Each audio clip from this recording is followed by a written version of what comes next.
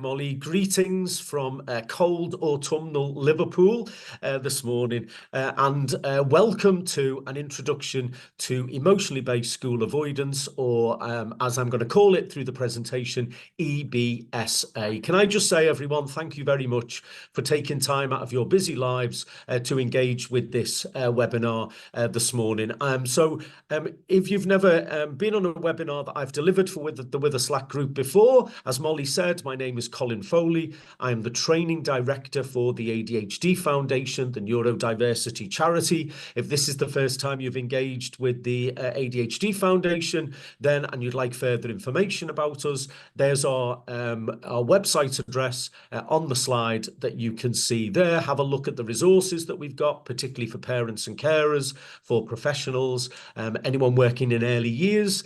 We have an early years team with lots of resources on there. So it's my absolute pleasure, everyone, to deliver this presentation for you this morning. We have been working in partnership with the Witherslack group now for a number of years. It's a partnership that is very special to us because the values and the ethos of the Witherslack group, what they provide to their children and young people, is absolutely in line with our values and our ethos as well. So we're really happy to work with the Witherslack group. Are you up for this, everyone? 45 minutes, okay, talking about EBSA. I really hope that you might want to engage in this webinar. If you've got questions or indeed comments that you'd like to put through to Molly, I'm going to stop talking at about 11 so that we've got an opportunity to take some questions here this morning. So let's get stuck in, everyone. When Molly told me how many people had registered for this session, this came as no surprise to me because, and I just said to Molly a minute ago, you know, she couldn't have picked a better time to do this session because the discussion around EBSA is incredibly current at the moment. I'm 58. I was a teacher for 25 years, and I've been doing this job now for 9 years for the foundation. So, and I work a lot in the education sector. So I've worked in the education sector for over 3 decades, and I've never known the amount of children and young people who aren't in education at the moment. There were always children and young people, remember your school days, who didn't go to school for whatever reason.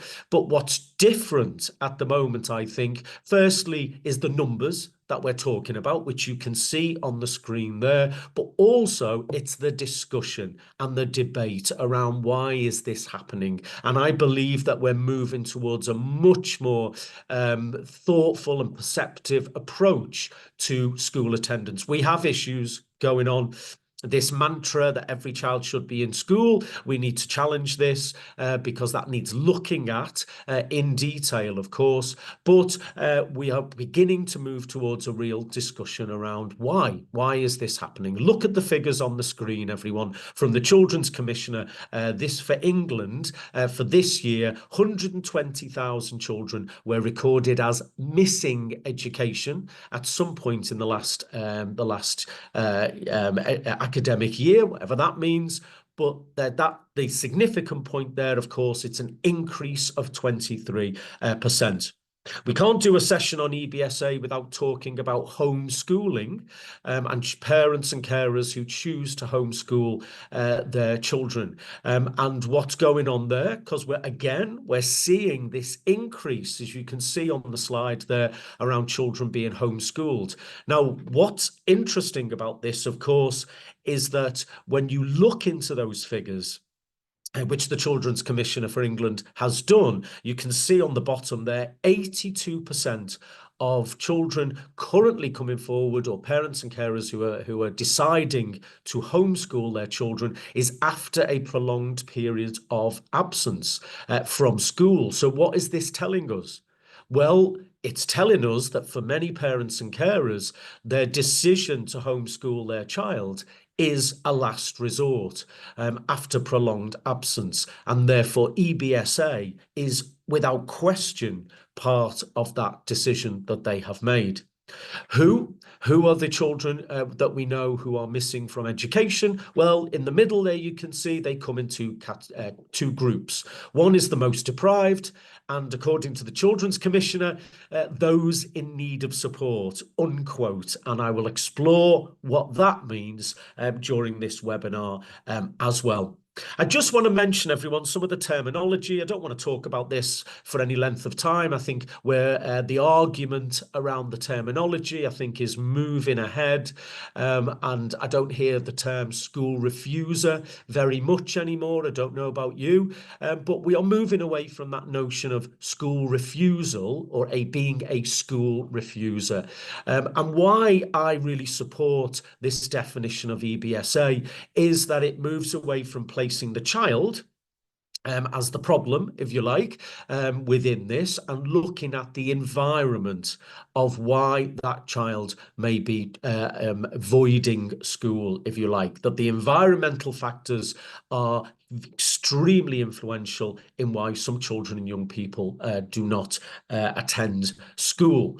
Okay, so the term EBSA recognizes that the term avoidance recognizes the emotional response around school non-attendance. Okay, instead of looking at the child as the problem in the center and thinking about it as a conscious choice, I want you to really consider for me this morning, everyone, that we are talking about distress, emotional distress of children and young people that leads to school non-attendance. So here's my definition here. CYP is obviously children and young people, and I will repeat that through the slides. Experiencing challenges in attending school due to negative feelings, principally very high levels of pervasive learner anxiety around attending school. So we're talking about emotional and physical distress leading to that reluctance to attend school,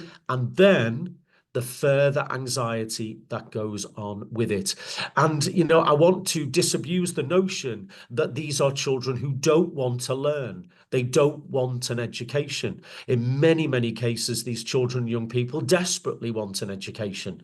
But for a range of reasons that we'll explore in this webinar, that can't be at the moment around consistently and regularly attending school.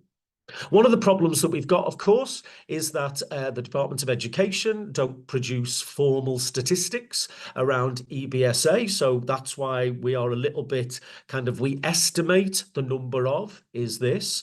Okay, but some research I was reading recently that would say that between 1% and 2%, and I think that's a conservative estimate, of the school population are absent from school due to emotional reasons. The research would suggest that we don't have a gender difference with this either. So it is equally common in both boys and girls. Now, the pandemic, undoubtedly, is this okay, everyone? I know I'm going at pace. I am just very conscious of the limited time that I've got.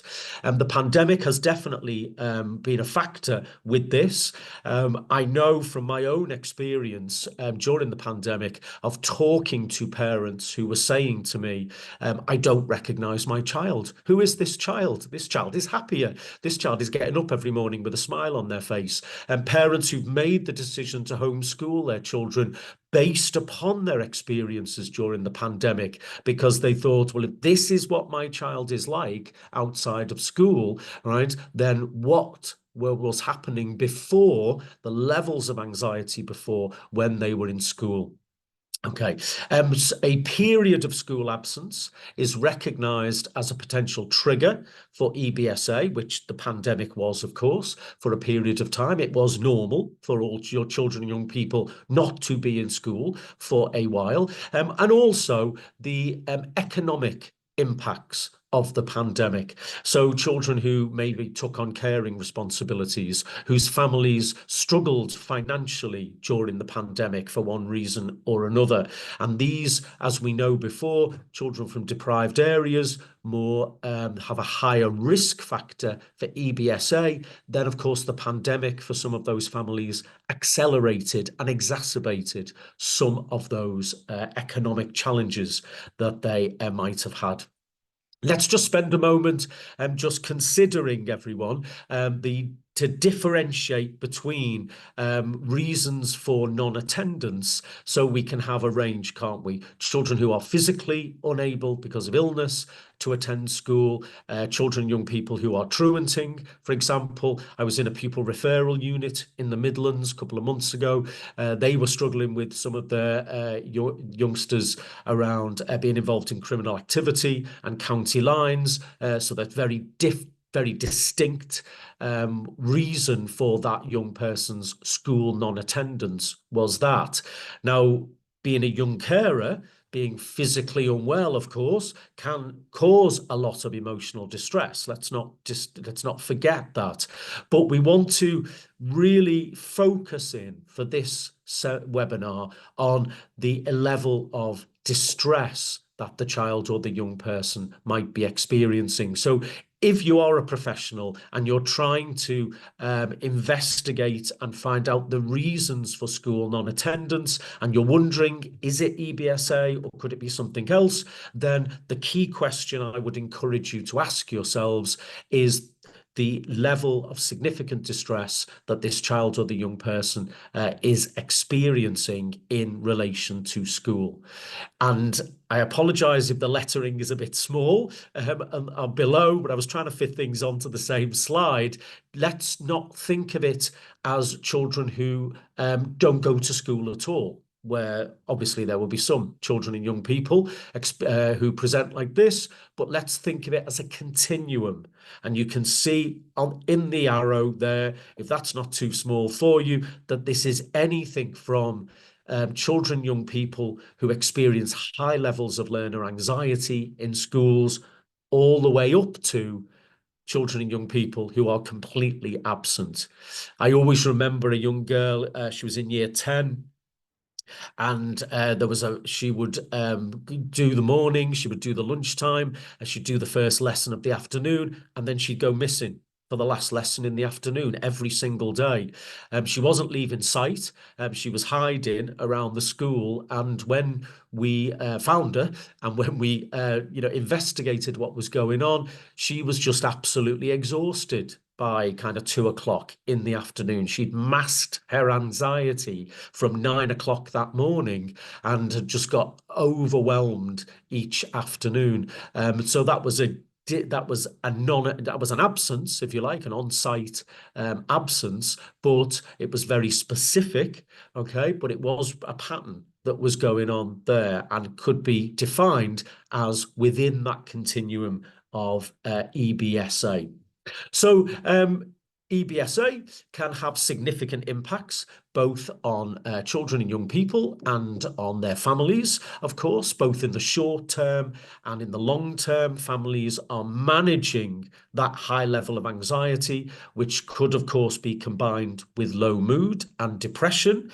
Doctors are extremely reluctant in a lot of cases to diagnose children and young people as having an anxiety disorder or being depressed.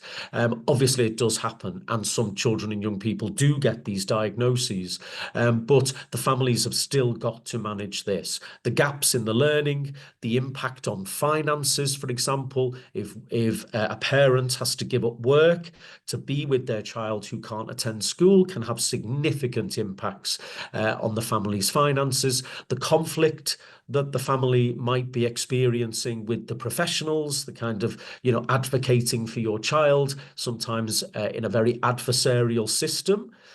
We've certainly the whole EHCP system, as it has emerged and developed, is, in my opinion, far too adversarial. What was supposed to be a partnership in many, many cases has ended up as families, and they use the word fight with me all the time and say, I'm fighting for my child, I'm fighting against this system. And that's challenging, of course, for any family. The reduced social opportunities and social development if the child or the young person is not regularly around their peers and involved in those and developing, those social connections. And then, of course, if we look in the long term, then the more limited employment possibilities and the impact that has for children and young people who leave school with no qualifications, or having basic skills that are are not at the standard of their age. For example, literacy and numeracy skills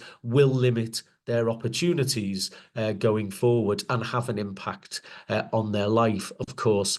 And what's also really interesting, and let's not forget this, when I've done a lot of work in the last few years around trauma-informed practice and the impact of trauma on children and young people. And it's not just around the mental health implications that this has for somebody across their lifespan, but it's also the physical health implications that this can have for people across the lifespan when they live with high levels of anxiety during and throughout their childhood. Okay, a lot of information on this slide, everyone. If any of you are involved in mental health or work in that field, or you're familiar, you'll be very familiar with the concept of risk factors and protective factors.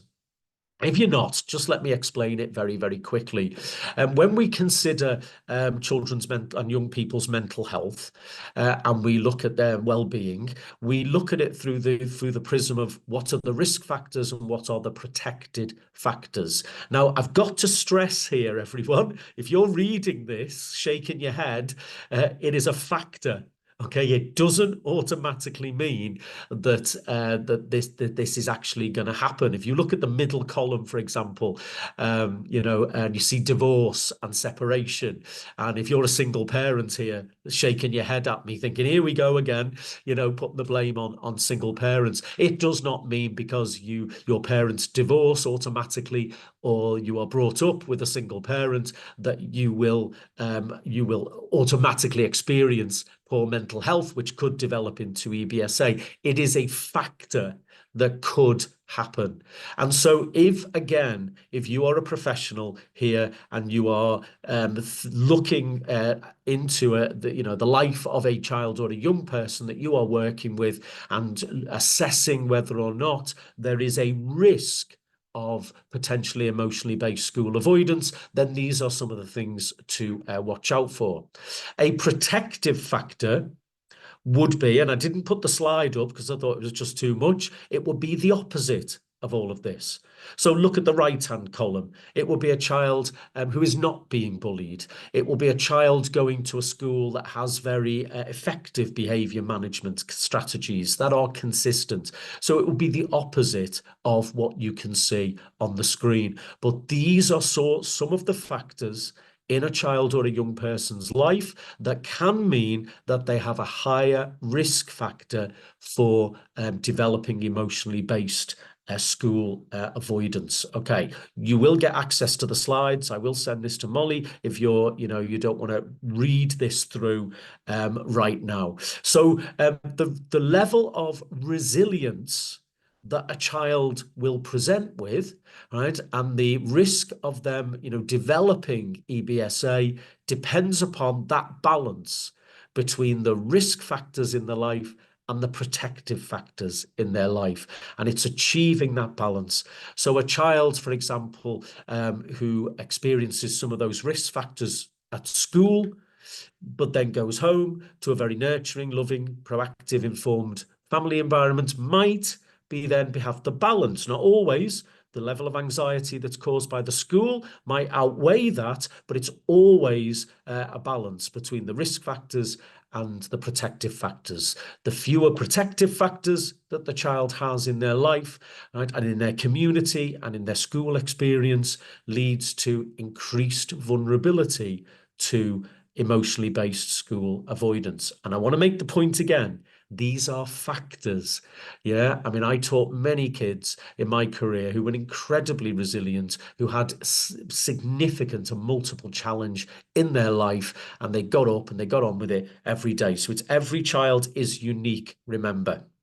Okay, I'd like to now just talk about neurodiverse children and young people. And I know many of you here will have sons and daughters who are autistic or have ADHD or ADHD or dyspraxia. Absolutely. And I just want to take a few minutes just to focus upon them for a second. Why might a neurodiverse child or young person not want to attend school? And I've put it as best I can into these 4 circles. Let's follow it round by the numbers, everyone. So the first one is that the child just does not feel included or accepted in this school. And even quite young children can pick up these messages that I'm not welcome here. If the child is attracting a lot of negative adult attention day in, day out, right, but in classrooms and across the school, they will get the message quickly that I'm not welcome here. Okay, I'm doing everything wrong, and the others, I'm surrounded by children who are doing it right, so-called, and this is not a place for me. This might lead in some children and young people to develop what's called mistaken or compensating goals. So if I disrupt this lesson, if I challenge this teacher, if I'm oppositional, if I become the class clown and I make people laugh, then there's a goal. I can get something out of this situation because I can't cope with the rest of it, what I'm being asked to do. Those goals, those mistaken goals, can then, of course, lead to further negative adult attention. Or if we look in a more extreme case, some children and young people who are neurodiverse exist in schools day in, day out on the edge of emotional overload or right at the edge of that stress response day in, day out. I'm going to talk about that in a minute. The National Autistic Society, everyone, published a really interesting report a couple of years ago around the experience of autistic children and young people in schools. And they concluded that the majority of autistic children and young people exist in schools on the very edge of that stress response. Right, that fight, flight, freeze response. They are constantly trying to manage and navigate that threat that they perceive is coming at them. I'm going to talk about this in a minute as well. Also, I'm really interested in the concept of mindsets. Anyone heard of Carol Dweck? She's done some great work around really promoting and publicizing the notion that children have mindsets. You know, what if you're a parent, what is your child's mindset around their school experience? You know, do they have what's called an open mindset? So I can do this, come on, I'll try my best, the teacher will help me, I can learn. Or if they got a closed mindset around either specific experiences in schools, I'm no good at this lesson, so I've switched off to this, or indeed to the whole school experience. I hate school, it's not for me. And you can hear young children saying this. So that's the first reason why they might not want to go to school. The second is, of course, that they're not interested in the content. Now, some of you will be smiling and saying, yeah, but, you know, we all went to school and we all did things that we weren't that interested in, and we got on with it and we did it. You can't be interested in everything. But I do want to just say, particularly around ADHD, if you understand ADHD, you understand that it is an interest and engagement driven neurocognitive profile. And when I go into schools, I'm very keen to say to teachers, you know, your priority with kids, particularly with ADHD, but other neurodiverse conditions, is to engage and interest them in the material that you're delivering, because it becomes more challenging for children and young people with ADHD if they're not interested in the material. It's called variable attention. Now, of course, experiencing this day after day after day, lesson after lesson, can lead some children and young people then to start, you know, feeling overwhelmed with that, feeling anxious about that, and then maybe not wanting to go to school. Or number 4, you are interested in the material, but you can't meet the demands of the task that is being asked of you on a consistent basis. So you're a dyslexic child, right, who is interested in what's going on, but is then being asked to read text that hasn't been adapted, that is above their ability, that takes them longer, and because that processing, and you're experiencing that day in, day out. Or you've got ADHD, or you're autistic, and the executive functioning demands, and this is all ages, but particularly from Key Stage 2 onwards, the executive functioning demands, that is the way the brain plans, organizes, and regulates itself, are too overwhelming for you on a regular basis. And you start giving up the ability to work independently, homework, those kind of experiences in school that can lead some children and young people to think, you know, this isn't the place for me. I can't do this. I don't want to go anymore. Everyone else around me can do this, and I can't. I don't want to be there. I'm feeling a lot of anxiety. Or they're overwhelmed. And I use the word overwhelmed in its broadest sense. So an autistic child, the very sensory experience of the school on a day-to-day basis becomes overwhelming. They can't learn because it's too noisy, it's too smelly, it's too bright, it's too dark, it's too hot, it's too cold. The sensory environment, and we must never ever downplay sensory processing challenges, particularly with autistic children, but you will see this in other neurodiverse conditions, that school as an environment in itself, right, is overwhelming, and therefore not able to learn, and therefore why I don't want to go every day if that's what's happening to me. Anyone see that there was a really good debate on Woman's Hour on Radio 4. I was driving somewhere and I was listening to it in the car. It's on a BBC iPlayer, and it's called, I think, The Send Crisis. And there was a young woman there. I mean, I haven't forgotten her. This was last week.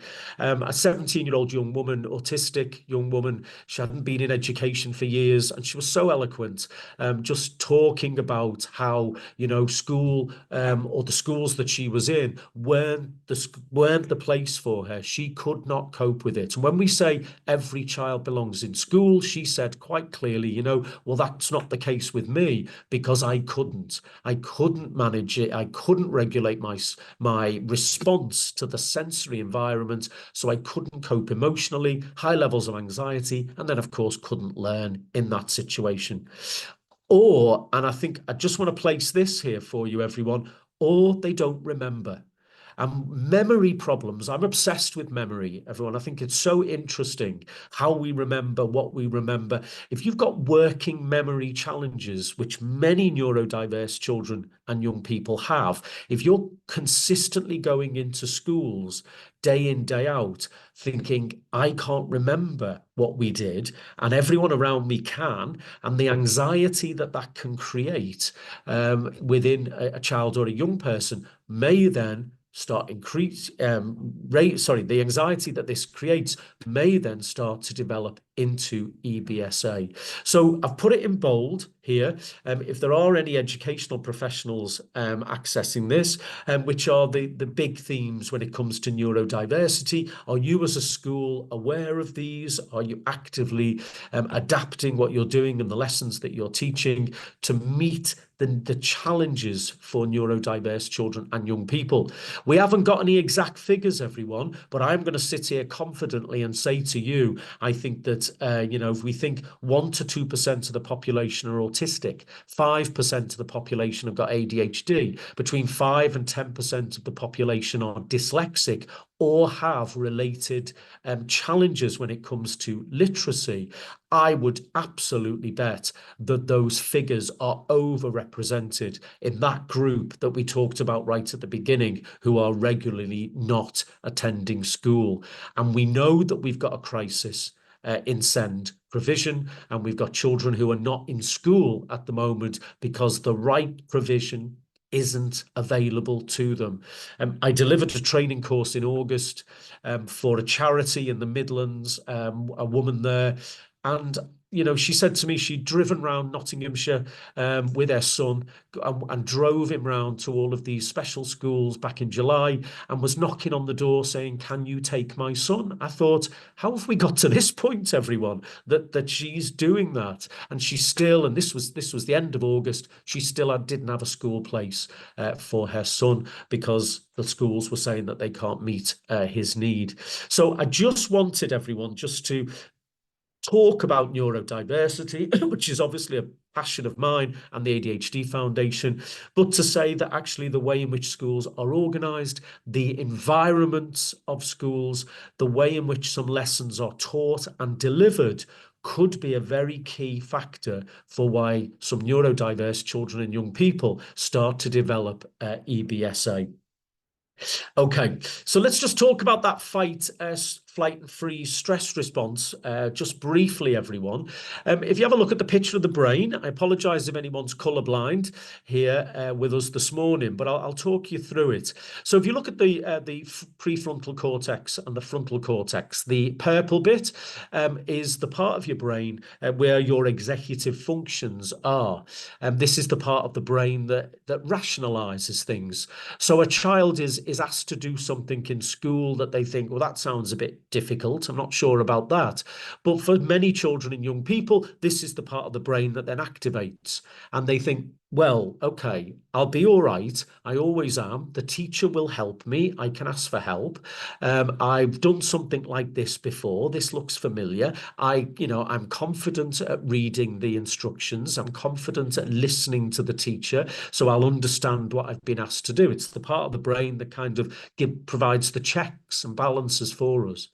But if you are highly anxious, and now you are existing in a school with pervasive learner anxiety, you are hyper vigilant to threat coming at you all day, every day, that when that task is given to you, that you might, or instructions or direction is given to you, that you find a threat, it bypasses all of that completely. The threat and the perception of the threat goes straight to the limbic system. Those are the bits in pink, or the middle bit, if you're colorblind, and it goes straight to the limbic brain, which is your emotional brain, which then activates the HPA axis. And you can see the H, the hypothalamus, P, the pituitary glands, HPA axis in those boxes on the left. So the hypothalamus is activated. That spots the danger.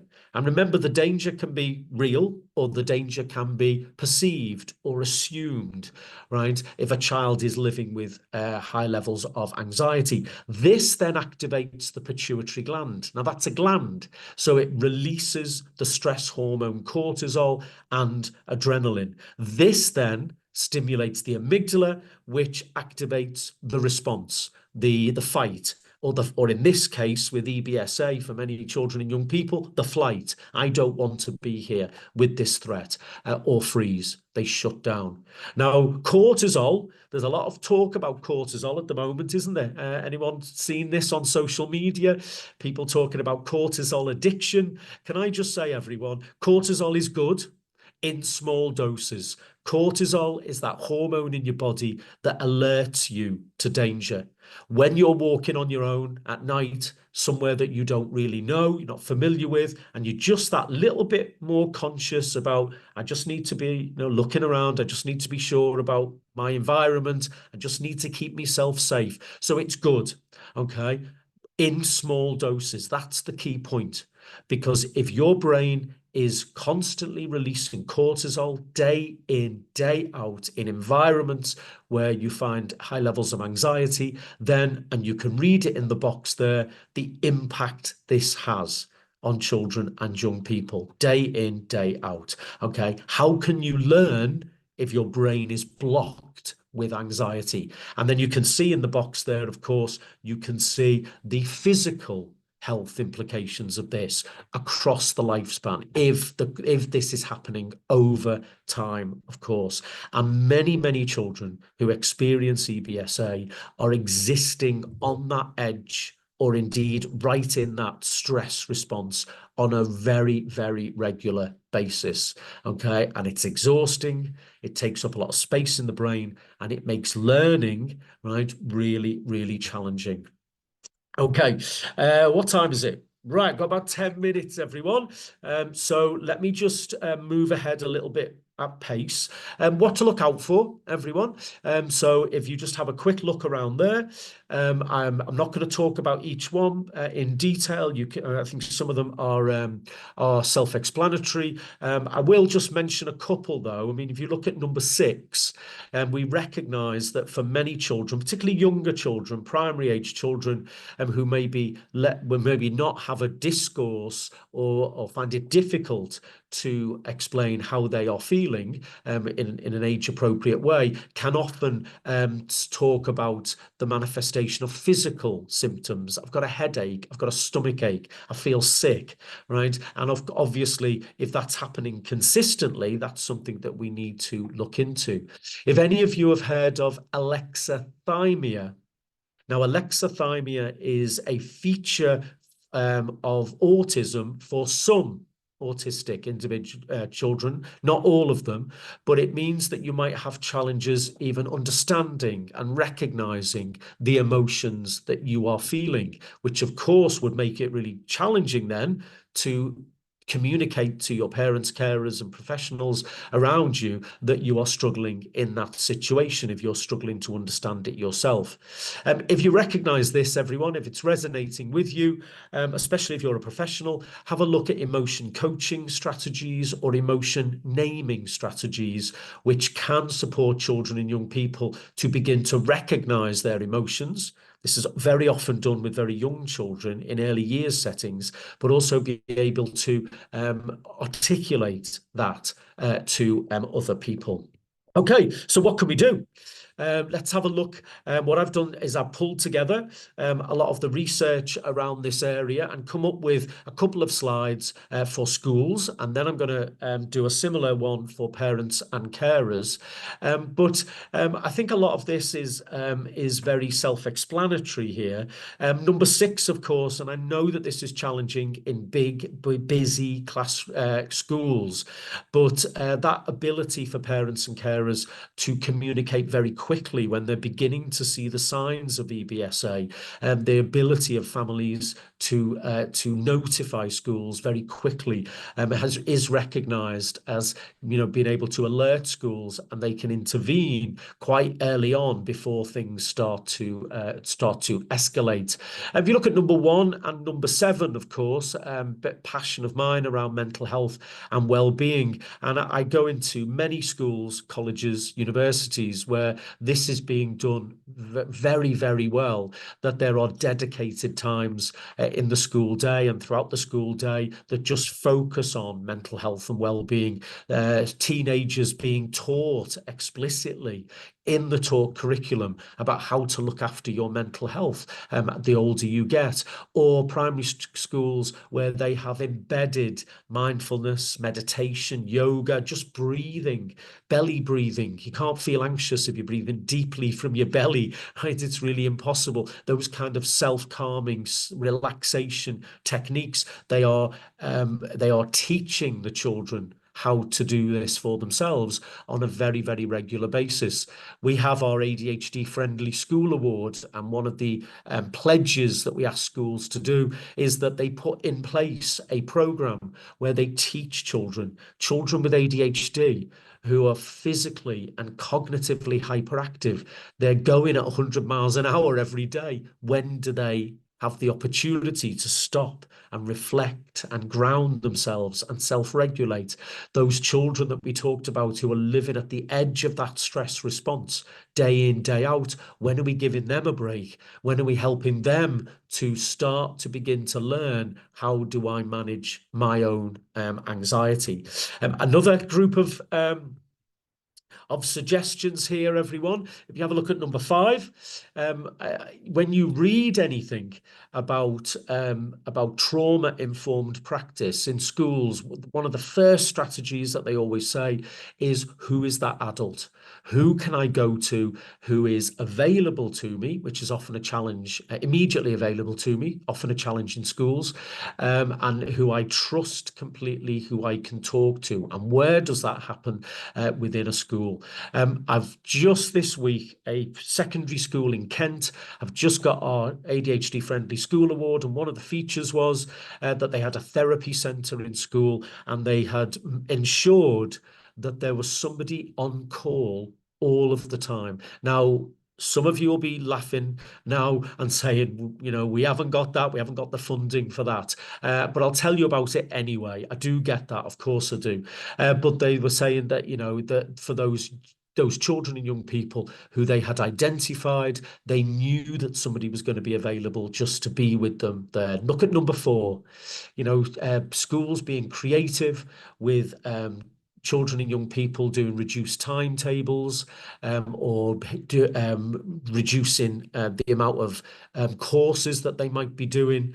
Arguably, you could argue that some children and young people, sorry, are doing too much in secondary school. It's becoming overwhelming. Where is the flexibility that some children and young people do fewer courses and spend the rest of the time either working on their mental health and well-being, or opportunities to revisit and really embed and reinforce the learning from the courses that they are doing, so they might feel less anxiety when they're going back into those courses.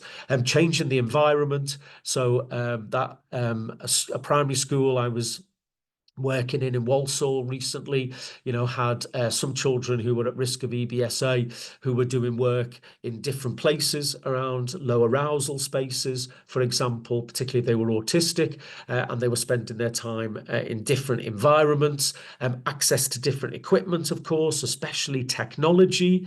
Imagine a child who's dysgraphic, challenges with handwriting, just being told by the school, there's your word processor. You don't have to handwrite in school anymore, right? Imagine the way in which that simple piece of equipment could significantly reduce the day-to-day anxiety for that child. Number 7, everyone, I deliver courses on how do we create anxiety reducing classrooms. And so if you look at number 7, I talk about having 5 elements to each lesson. And when I say relax and play, I don't mean we don't work.